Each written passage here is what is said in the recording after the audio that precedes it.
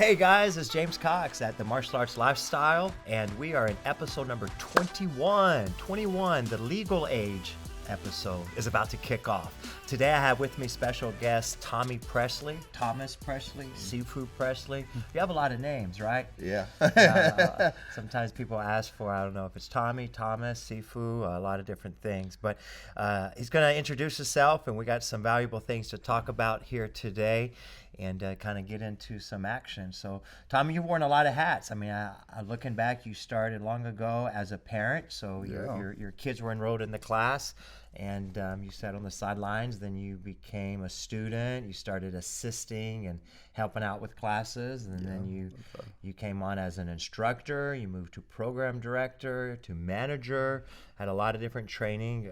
Was a big part of the second location being built, and started there, right, as it continues to grow. And man, you've traveled a lot with me and in a lot of different facets of martial arts and experiences that we've had. So cool. It's all good stuff. Why don't you introduce yourself and kind of tell us your overall, your martial arts journey? My name is Thomas Presley. I've been with Premier about 12 years now. I'm a third degree black belt in Kajukembo, second degree in Premier International, first degree in Krav Maga. I enjoy doing martial arts. I started out doing Kempo and Taekwondo, and the instructor I had at that time ended up moving away. So I went to college, and then he came back in town. And he's like, "You need to get back into martial arts. What a waste!" And then he gave me your name, and since then, everything else has been history. Yeah, that's good to get a referral from another martial arts school owner that was locally. That's always good. Yeah, nice. So, what do you feel your benefits? I ask this question a lot because we're the martial arts lifestyle. So for your life, how has martial arts helped you? Not just the things we do in the karate school on the mat, but the things that outside that you've seen success with. I think it's helped out a lot. I mean, when I first joined the school, I wasn't a very talkative person. I would just keep a blank face expression. Everybody always said, "Oh, he's mad," and I just didn't talk to nobody. I didn't engage people. And then over time, I've gotten that confidence to talk to people. When I'm out in public, I'm talking to people about the school, or somebody has a bad situation going on. I can look at it from a martial arts perspective to tell them, maybe try dealing with it like this. And I think it's helped a lot of people, especially myself, gain patience and stuff. I've passed those things on to my own children, my two boys. I'm very proud of them and their accomplishments. My daughter, who is a first degree black belt under you, and she works really hard. She's demo team captain. She's on the fight team, and she's a full-time dancer. And I think a lot of that comes from martial arts perseverance that she learned from when she was younger. She started out at 3, and she's here and she trains and she loves it. Mm-hmm. Yeah, man, I've seen her grow up. As we have so many of our students, we've seen them grow up through the martial arts and in the karate school. Man, I've been doing this a long time. I have kids that were little kids, and now I'm teaching their kids. And I have a couple of third generations that we have in our school of teaching grandkids. That's longevity, or just being old, but that's crazy. Huh? Right? We're getting old. Yeah. So we wear a lot of hats, right? You never know on a day if you come in and you're going to be a martial arts instructor, a salesman, if you're going to handle, HR type stuff, a complaint, if you're going to fix a stopped up toilet, if you're going to become a counselor. Man, so many different hats that are actually worn as a head instructor or somebody operating and managing a martial arts school. What do you think are your biggest challenges or surprises? I think the biggest surprises is like you said, sometimes when you walk through the door, you never know what hat you got to put on. You got a customer who's upset because they didn't feel their kid is learning enough, and then you sit down, you got to point out to them, when your kid first started, they were here. Now look at them now; they're confident. They walk through the door. They get upset if they can't go to martial arts that day.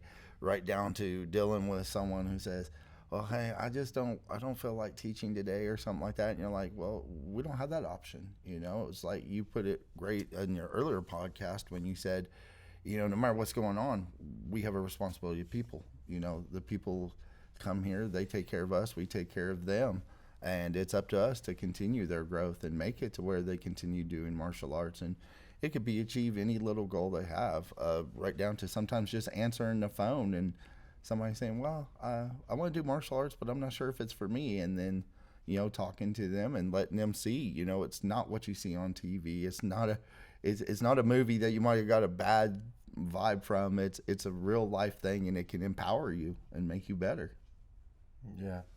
Yeah, wearing a lot of different hats, being able to shift or change your mindset, handle this, handle that. We have some busy martial arts schools here, and especially if certain things are going on. Maybe there's a big event, a training seminar, graduation, or whatever. Luckily now technology has helped, where we can just send people to register online at certain events. But there are times where picture some of the crazy moments, right? There was times where a class was packed, and I mean it was no spots more available. Maybe 45 people on the mat at once. Yes. And chairs were full and then you have a phone ringing off the hook. Again, just trying to think of things that I've dealt with. And then, something happened with plumbing, and then someone comes in, and then you're like, oh yeah, trying to handle all this. But to keep composure and just smile through it, say, I got this.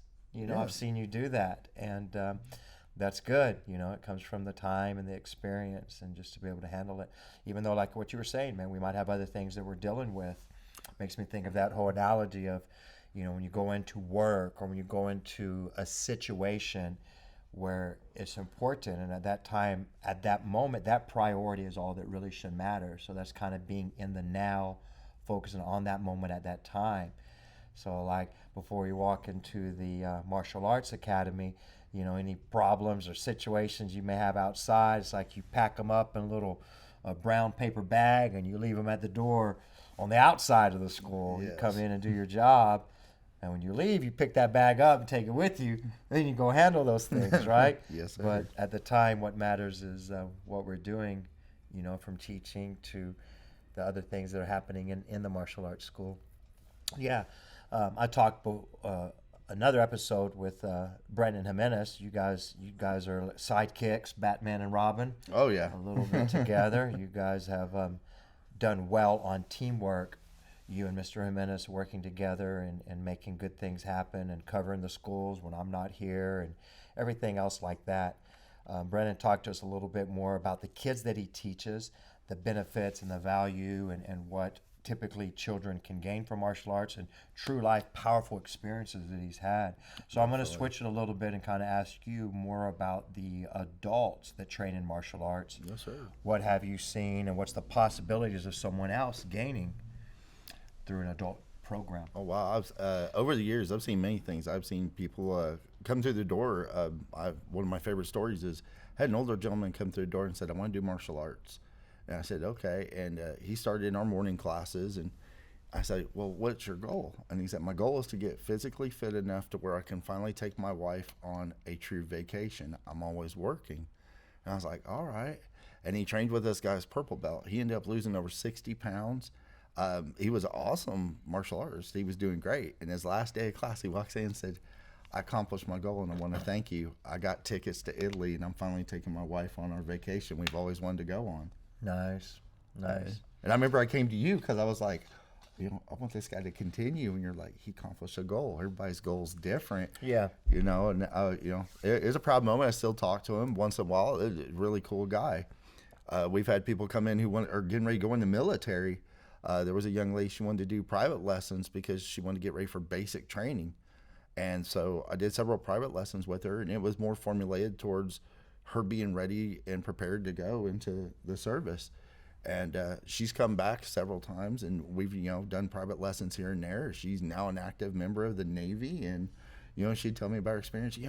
I took him, we had to do hand-to-hand combat, and I used what you taught me, and my instructor said, where'd you learn that? And I said, oh, cool, thanks.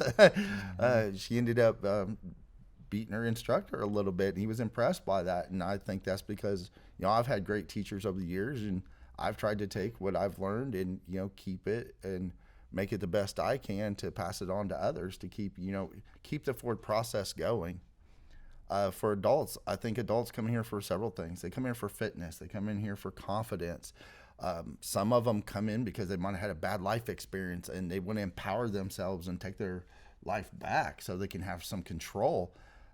It's great when you're going someplace and you bump into students who say, man, Sifu, I can't wait to see you in class. And, you know, you're grocery shopping, or, you know, they're like, hey, the other day, something you were talking about in class, it actually applied to me at work, and I want to thank you, and I appreciate that. And I think it is overall, it's just awesome. I would encourage every person to do martial arts. You know, the limit you put on yourself is what you put on. Sometimes you got to, you know, shush that voice up and say, all right, let's try this. Let's do this. Yeah, 100%. Yeah, you're right, for sure. Yeah, I mean, it is good, right, when we are able to get feedback and, you know, let you know, man, that's what this is really about, to have, to be grateful and know that you're appreciated and that you made some differences, because, you know, it happens to us, but at times I'll get an email, you know, a message, or run into someone. Sometimes I don't even remember who they are. Yeah, you feel bad. You're like, hey, you. And try to figure it out. But will tell us such powerful stories, like, you know, hey, I just wanted to thank you for the training. This helped me accomplish this in my life, or that. Or people that are now professional athletes. I have students that were students that went on to become professional athletes, to, you know, just successful careers, doctors and attorneys, and be top of their class and be, you know, fit, and continue martial arts, because they weren't, you know, they left Abilene but were able to continue and, you know, become even other guys that became school owners and stuff. So that's awesome. That's always really powerful. Yeah, I was trying to figure out who I'm talking to, because, you know, we used to be really big on the titles, like in our Kajukembo style, that they adapt more the Chinese titles of, like, you know, black belt.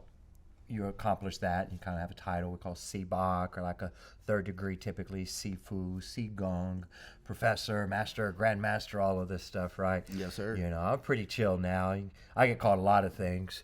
Yeah, I get called a lot of different things. They're all good though, right? And I can kind of tell who I'm talking to by what they call me. Yes. Because I remember how long basically I was a black belt, or how long I was a third degree, and I was called Sifu or Sigong or whatever. So if I run into someone in the mall and they're saying, Sifu, now I don't even have to turn around, but I know, man, that's somebody from way back in the day, because people don't call me that anymore. That was long ago, right? They said professor, or I think grandmaster. I get called GM a lot. It's like, I don't know, I'm general manager, I guess. I kind of started the abbreviation. It was funny when I first said it, because you looked at me like, general manager, not grandmaster. I was like, you know, because I was in a hurry one day. I was like, all right, GM. Yeah, I don't mind. People can call me anything for the most part. I don't know about anything. Yeah, that's what we do. So the adults, man, yeah, that's good stories, because you wouldn't think, a lot of people would not think those are the kind of benefits that you would get, or that was a goal to join a martial arts school, to just feel good about yourself, to go on a vacation you've always wanted to go on, and to have the confidence and, you know, pride, right, and to accomplish that. So, definitely. Yeah, the private lessons and the things that we're able to cater directly to someone need, and this a lot of times is with more adult, realistic, hardcore training. I mean, because we do train hard. Oh yeah.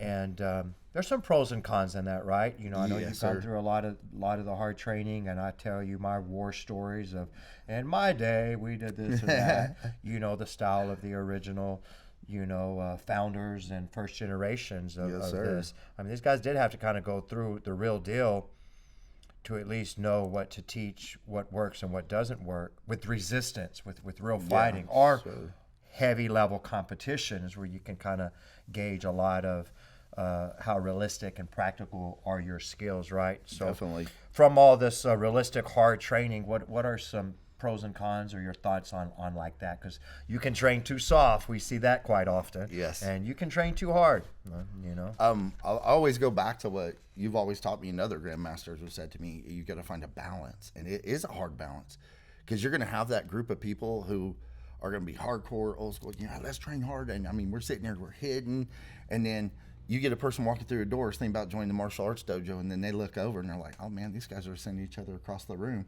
I don't want to go there. I mean, and they'll walk out the door. And then you got the people who, they come here, they want to learn the techniques. They understand they got to get hit a little bit, but in their eyes, you know, it might be too much, because in their mind, they're going through the process of, I got to go to work, I got to go home, or they might be in, you know, they might be in a public place where, you know, oh, I got a bruise on me, and somebody's going to think, you know, I went out going to fight or something. But by balance, I think our school's really gotten good at about the balance thing. You know, understanding. Okay, guys, these are the ranks here. We got to start them. I always use the analogy you told me a long time ago. You got bunnies and lions. We got to turn the bunnies into lions. So, you know, just help build each other up so that everybody can feel welcome. And don't match a lion with the bunny. Yeah, no. never, never. That happens too. Yeah, train hard, but train strong. I think balance is the key and the answer there, you know, because I've seen both extremes, you know. So it kind of, I guess, depends is what are your goals and what you're wanting to get out of that as well. Yes, sir. You know? Definitely. Yeah. Well, tell us more, I guess, about the different experiences from being a program director to being a, you know, an instructor to assistant to marketing, advertising. I mean, you've done pretty much all aspects of what it takes. Program director to me is you're like a person who's taking someone on a beginning journey. You're showing them the values of your school. You're showing them the things that they can achieve, and you're teaching these things to them, you know, beginning steps. You are the first step through the door to get them on that mat. You're teaching them some of the basics, some of the fundamentals, trying to get them to understand, you know, we're here to empower, we're here to build. And to me, program directing, it's awesome. It's good because, you know, it makes it to where we can take care of not just our school, but, you know, everyone who works for our school. We all do this for a living, and we're very grateful to the people who join our school. And, you know, they make it possible for us to have a living at doing this. Instructor is awesome. I mean, that's all I did that for several years. And, you know, to sit here and look and see all the different black belts from over the years. I mean, you know, some of them all the way back from, you know, 2009 to current, and you just sit back and you're like, wow, this is awesome. It's amazing. And to be able to help those people, you might have had a kid who had a confidence problem. He was going to school, was being bullied. And then next thing you know, he comes up and tells you the story of, I actually stood my ground. One of my favorite stories to tell is he's one of our black belts now, and there was a kid, he was being bullied, disabled kid, and he walked up and he stood up to the bully and got between the bully and the kid, and he sat there and he said, you're not going to hit him anymore. And he remembered a judo trip we had taught him, and the kid swung at him and he tripped him, and the principal sent a letter home to the parent and said, you know, I think it's amazing that martial arts has enabled him to want to help out others so much. I think that's one of the awesome parts of being instructors, when you hear those great stories like that. Mm-hmm. Yeah. Assistants, you know, instructors can't do what we do without assistant instructors. I will say that right now. You know, you learn a lot of values from that. I mean, I was your assistant instructor for years, and to, you know, when it comes that time, I will tell you right now, it's very like, when they're like, okay, you're teaching, what? I remember my first class, I was nervous. I was like, I'm teaching this? Okay. But, you know, you eventually, you take those steps and you feel great because you're actually helping people. No matter what stage you're at within the business, you know, each one of those positions is important, and each one of those positions is what helps make everything successful. Right. All those separate pieces and parts that make the whole, like puzzle pieces that make a good, clear picture at the end. But it definitely takes a team, and we all need the training and the continued education, right? And that's, yes, sir. That's a good thing that we have with Premier and with what we're doing, is that we're able to continually grow and connect with the best minds and experiences in our industry, and just continue to prove. So it's nice that we live by the philosophies of empowering lives through quality martial arts and definitely being complete and well-rounded. Yeah. Well, that's good, Sifu Tommy Presley. Any other things to add, or any, you know, thing you want to say to the audience? One thing I would tell the audience is, never think that you can't do. Always believe in that you can. I mean, don't put a limitation. Just try it. I think everybody should do martial arts. I really do. One thing, I had my daughter ask me an interesting question the other day. She said, "What's your ultimate goal, Dad?" And I said, my ultimate goal is someday to become a grandmaster. And I said, and as long as I keep training, and I have an awesome job where I get to train with some of the best martial artists from around the world, I was like, I'm going to achieve that goal. I said, and I hope that everyone, you know, achieves their goals that they set out for. Mm-hmm. Right. So, setting that goal, having the vision and a plan, so it's mapped out on how you can get there. So you're in the right place and have have the things together. So it's just time and effort, right? Yes, sir. Patience. You know, Patience. people do need to have enough courage, I think, to step out of that comfort zone and try the new things, and then with the definitely. right attitude and just continue to grow and learn. But Yes, sir. all right, well, guys, I hope you got something out of this. Good talk, Mr. Presley. Thanks Yes, for the sir. time. And you know, you have to check out our YouTube channel, James Cox Martial Arts. You'll find out a lot of good content, other videos, and we're putting new things on there all the time. So I think it'll be educational for you there, as well as follow this podcast. All right, guys. Thanks. We'll see you next time.